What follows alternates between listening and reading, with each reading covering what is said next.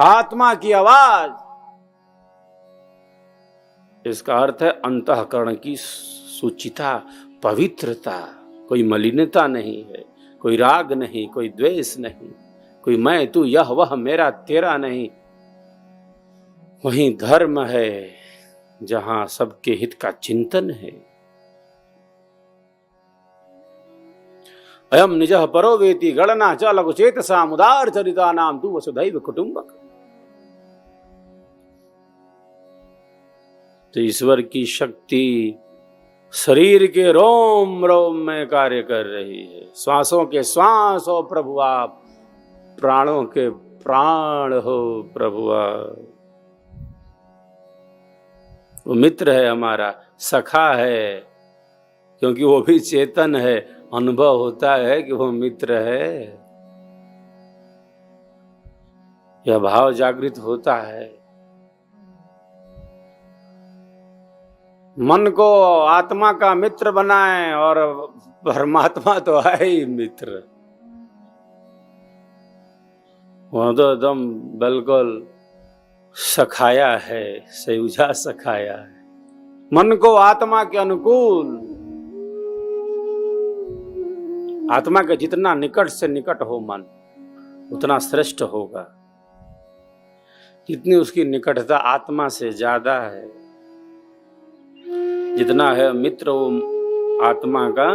मन को आत्मा का मित्र बनाए, मन को आत्मा का मित्र बन जाए आत्मा का। क्योंकि शरीर में चेतना का प्रवाह वहीं से है। कैसे एक माता अपने बालक को संभाल लेती है, कितना भी चंचल हो वो।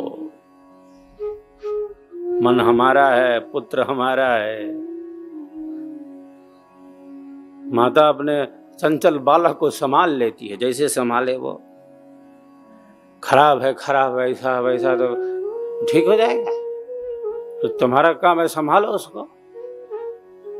मन खराब है तो हल्ला मचाओ, खराब है जैसा भी है संभालो, मित्र बनाओ उसको। मन को मित्र बनाओ। जिसका मन है उसको तो उसके अनुकूल रखना होगा। माता कैसे अपने बालक को संभाल लेती है, समझा बुझा के जैसे हो उसको मना लेती है, अपना मित्र बना लेती है। मन को अपना मित्र बनाए। निरर्थक आलोचनाओं से मन श्रेष्ठ पथ पर गतिमान होगा।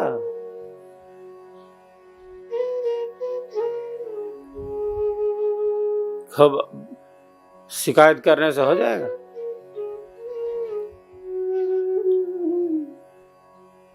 हमारी आत्म शक्ति बड़ी शक्ति है, व्यापक शक्ति है, श्रेष्ठ शक्ति है। विचारों का यह जो प्रवाह हो वह नियंत्रित हो, संयमित हो। साधना का यही पथ है, साधते चले, आसक्ति ना हो, सेवा भाव हो। जैसे ईश्वर की अनंत शक्तियां स्वभावतः सेवा में संलग्न हैं, वैसे ही हमारा यह जो जीवन है वह सेवा में ही गतिमान रहे। ऐसी चेतना स्थित हो जाए, हम जो कुछ भी करें वो सेवा हो जाए, वो कर्म न रहे कि बंधन में जालना पड़े। सेवा में जो स्थित है तो सदैव स्थित है। सेवा कुछ क्षण की क्रिया नहीं कि हो गया, दे दिया, कर दिया, हो गया, ये कर दिया, वो कर दिया। इतनी सेवा दी है तो दे दी है तो अहंकार बढ़ाने के लिए दी है। बिल्कुल सहज भाव, बिल्कुल सात्विक भाव। कोई अंतःकरण में मलिनता न हो, अंतःकरण में परिवर्तन न हो। ये हमारा कर्तव्य बोध है, ये हमारा दायित्व बोध है। जीवन का हर क्षण जैसे समर्पित है। वो कोई क्षण की क्रिया है, यज्ञ हो गया, आहुति दे दी, कार्यक्रम प्रवचन सुन लिया, अब क्या काम खत्म। सत्संग कुछ घंटे की क्रिया है, यज्ञ कुछ घंटे का है, ये साधना बस साधना करना है। तब जो रुका नहीं रुका फिर बाद में क्या है, हर क्षण उसमें जी रहा है, प्रतिपल उसमें स्थित है। मात्र कोई क्रिया मात्र नहीं कर लिया बस हो गया। कुछ करना चाहिए, कुछ हवन करना चाहिए, कुछ प्रवचन सुनना चाहिए। कुछ क्षण की क्रिया नहीं है वो कि कर लेना चाहिए, कुछ क्षण में नहीं बदल जाएगा वो। उसमें जी रहा है, स्थित है, उस मन वचन कर्म से स्थित है। वो बाह्य रूप से वहां हो या ना हो, कोई दिखावा नहीं है, वो कोई प्रदर्शन नहीं है।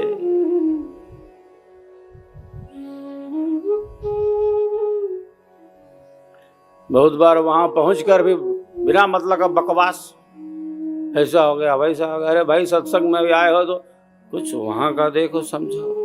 ऐसे कर दिया, हमको पीछे बैठा दिया तो हमको इधर से उधर कर दिया। अब जहां हो वहीं से स्थित हो जाओ। बाहर की परिस्थिति आपको इतना डमाडोल कर देती है।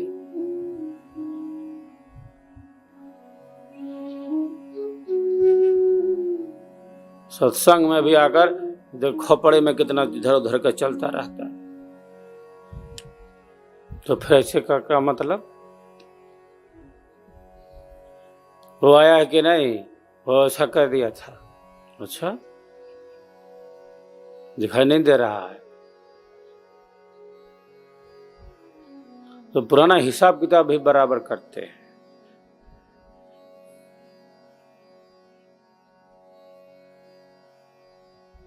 किस समय सत्संग है और कब नहीं है, स्थिति हो जाए उसमें, स्थिति हो जाए उसमें। वो कुछ क्षण की क्रिया नहीं कि हो गया, समापन हो गया।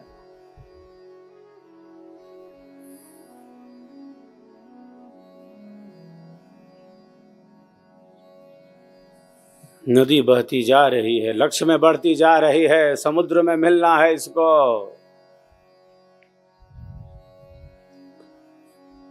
वृक्ष को हम पत्थर मारते हैं, वो फल देता है, वो पुष्प देता है,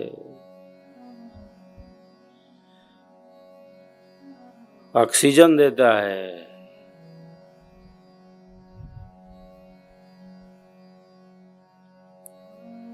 तो जो श्रेष्ठ है वो दूसरों के दोषों का निरीक्षण नहीं करता, अपनी ऊर्जा को नष्ट नहीं करता,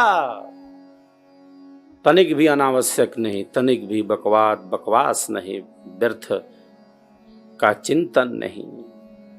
संसार बदल रहा है, सब कुछ बदलता जा रहा है, हर क्षण बदलता जा रहा है। हम कहाँ हैं उसमें स्थिति होनी चाहिए।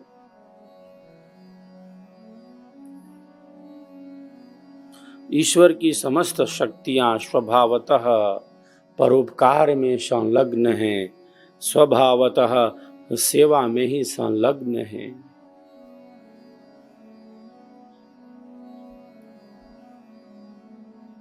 ये पेड़ पौधे, ये पहाड़, ये नदियां, ये जंगल और ये पर्वत, हमारा आपका जीवन गतिमान है, इसके लिए समस्त पदार्थ कार्य कर रहे हैं। हमारा भी जीवन सबके लिए उपयोगी हो। जो योगी है वही उपयोगी है, जो योगी है वही उपयोगी है, क्योंकि एक स्थिति है उसकी, स्थित है उसमें, उसका चिंतन व्यापक चिंतन है। जो स्वार्थ में है, केवल स्वार्थ में, अपनी कामनाओं की सिद्धि के लिए है, वो कामना श्रेष्ठ हो ना हो, जैसी भी हो, अपनी कामनाओं की सिद्धि बस।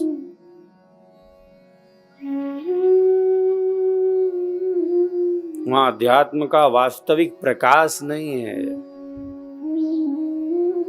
ये कामना पूरी हुई तो उसमें राग बढ़ा, फिर कामनाएं आई। तो कामनाओं की पूर्ति से अहंकार भी बढ़ता जाता है। बहुत बार ऐसा होता है, कामनाओं की सिद्धि होने से अहंकार बढ़ रहा है और कामनाओं की सिद्धि न होने से द्वेष की भावना हो रही है, क्रोध उत्पन्न हो रहा है। सहज सामान्य स्थिति कहाँ है? सहज स्थिति जो अध्यात्म में अनिवार्य है, सेवा का भाव, वहां बंधन मिल रहा है। सुख का बंधन सबसे बड़ा बंधन है, जो अनुकूलता का बंधन है। बेड़ी चाहे लोहे की हो, बेड़ी चाहे सोने की हो, वो तो दुख का ही कारण बनती है। जहां आसक्ति है, जिस भी रूप में है, वह दुखदायी होगी तो होगी, क्योंकि बदलने वाला है, सब कुछ बदल जाता है। मित्र प्यारे सोच देखो, विश्व में क्या नित्य है। दृश्य जो विचित्र भासे, वह सभी अनित्य है। जो आज देखो कल नहीं, जो कल रहा सो अब नहीं। प्रकृति का यह खेल है, क्षण क्षण बदलता सब सही।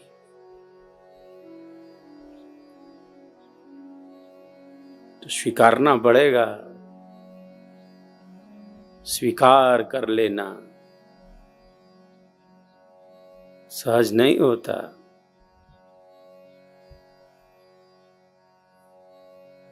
तो हर क्षण जैसे सहजता में है, स्वाभाविकता में है।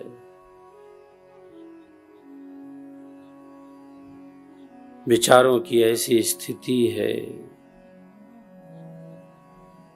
योगी ही उपयोगी है, योगी ही उपयोगी है, क्योंकि उसके भीतर मैत्री है, करुणा है, मुदिता है और उपेक्षा है। ये चार है, चार योगी का लोक व्यवहार है। योगी का लोक व्यवहार कैसे आगे बढ़ता है? मैत्री के भाव के साथ, करुणा से लबालब भरा है। योगी के अंदर करुणा है,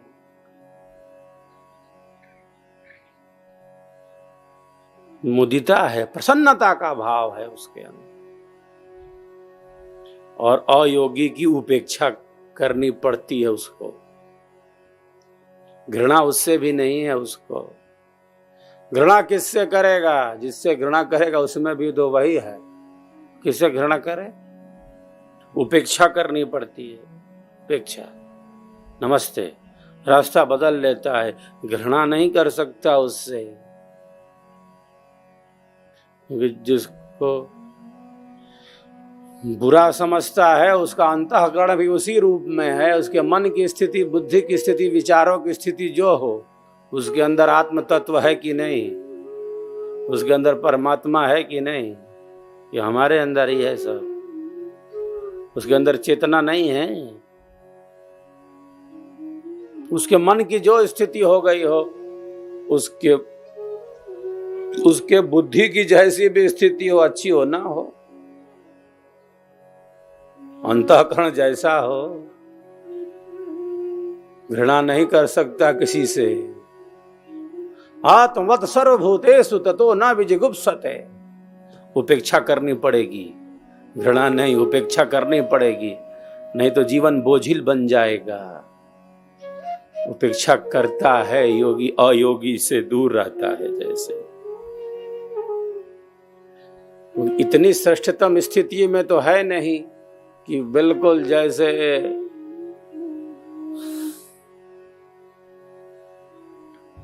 समस्त क्लेशों और भावनाओं से ऊपर उठ गया हो, समूल नाश, जड़ मूल नाश कर दिया हो, जड़ मूल से उखाड़ कर फेंक दिया हो, ऐसा तो है नहीं। तो संगति असर दिखाने लगेगी तो फिर इसका जो चिंतन है यह भी विपरीत हो जाता है बहुत बार।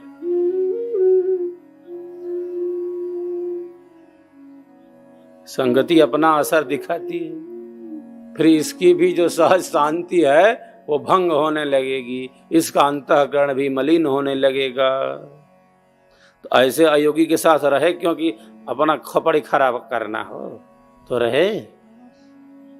घृणा उससे नहीं है, उससे घृणा नहीं है, बस उसकी उपेक्षा कर दी, रास्ता बदल लिया।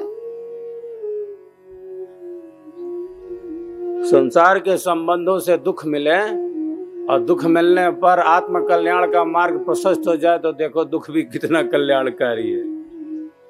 नहीं तो वहीं फंसे रहते, सुख मिलता तो और उसी में राग होता, फिर सुख में बाधा होती तो फिर लड़ाई झगड़ा करता, उसी में डूब मरता। एक वस्तु स्थिर तो है नहीं, कहीं कुछ कब क्या बदलाव हो जाए, परिवर्तन हो जाए, कब किसका खोपड़ी घूम जाए।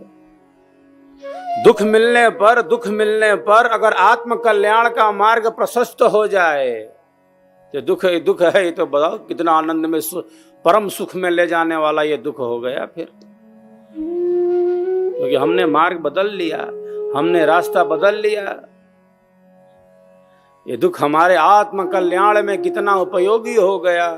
हमने अपने संकल्प को दृढ़ कर लिया, इस बवाल और इस झंझट में नहीं रहना। हमें अपने जीवन का आध्यात्मिक निर्माण करना है, अब लक्ष्य तक पहुंचना है। अब मैं तो यह वह मेरा तेरा मैं नहीं रह सकते। अब अनंत अनंत जन्म और जीवनों में यही सब तो घट रहा है, घटित हुआ है, व्यतीत हो चुका अनंत अनंत जन्म और जीवन। अब देख लिया, अब समझ लिया, अब जान लिया, भोग लिया, थप्पड़ खा लिया, माया का चक्कर काट लिया। अब लक्ष्य की तरफ बढ़ना है, अब लक्ष्य को सिद्ध करना है। कब तक फंसे रहेंगे इसमें? प्रभु भक्ति का पथ गतिमान हो जाए, ईश्वर का पथ गतिमान हो जाए, अंतर में ये प्रकाश दृढ़ होने लगे तो ये दुख है, अरे ये दुख बहुत कल्याणकारी है। दुख मिलने पर बुद्धि सुधर जाए और लक्ष्य के प्रति जीवन गतिमान हो जाए, बहुत बड़ी कृपा समझ लो ईश्वर की।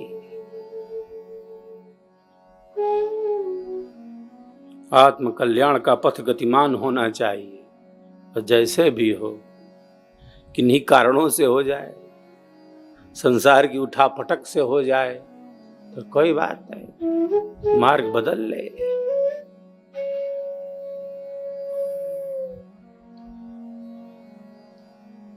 मार्ग निराला है, सूक्ष्म है, कल्याणकारी है। योगी इन्हीं चारों व्यवहारों के साथ अपने जीवन में आगे बढ़ता है।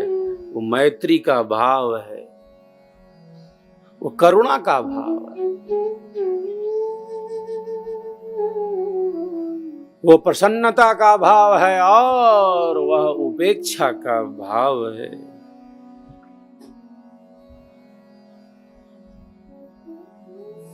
सुख दुख पुण्य और अपुण्य के प्रति ऐसा उसका व्यवहार है।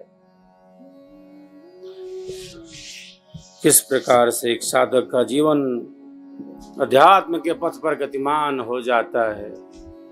साहब के शब्द शब्द में जैसे वह प्रकाश प्रकट है, शब्द प्रकाश है, शब्द ब्रह्म है। साहब के शब्द शब्द में अनंत की शक्ति है, जो हमारे विवेक को जागृत करती है, हमारे अंधेरे को नष्ट करती है। ये सत्संगति है जो हमें सहजता में स्थित करती है। सत्संगति फूलों की वाटिका है, पुष्प वाटिका है, सुगंधि तो मिलेगी।